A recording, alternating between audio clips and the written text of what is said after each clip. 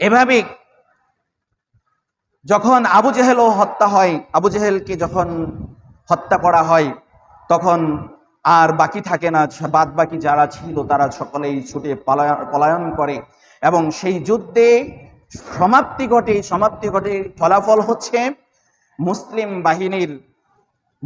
বাহিনীর 14 জন মুসলিম সেদিন শাহাদাত বরণ করে। ইন্না লিল্লাহি ওয়া ইন্না ইলাইহি রাজিউন। আর কাফের বাহিনীর মধ্যে 70 জন কাফের তারা নিহত হন, তারা জাহান্নামে চলে যান সরাসরি।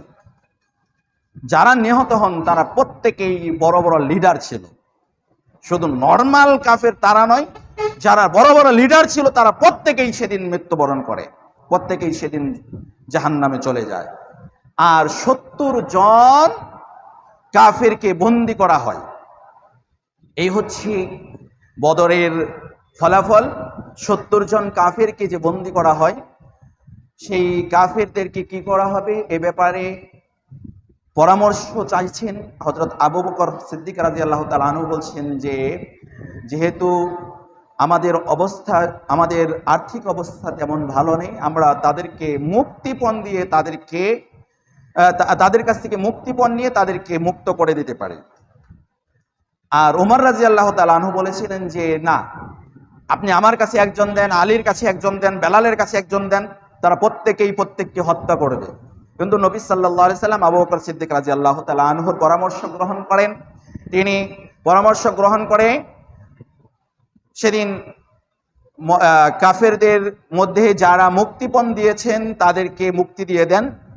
কিছু ব্যক্তিকে, 2-3 জন ব্যক্তি যারা নবী সাল্লাল্লাহু আলাইহি সাল্লামকে মক্কায় থাকা অবস্থায় বেশি কষ্ট দিয়েছেন, তাদেরকে হত্যা করা হয় 2-3 জনকে, বা কিছু জনকে মুক্তিপণ নিয়ে তাদেরকে মুক্তি দেওয়া হয়।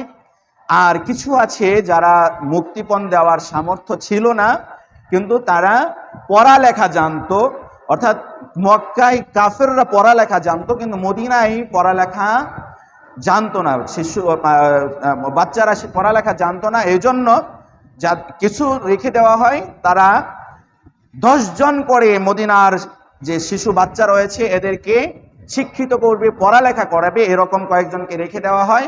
তারা পড়ালেখা করানোর পরে তাদেরকে মুক্ত করে দেওয়া হয়। এখানে কয়েকটা ঘটনা। এক,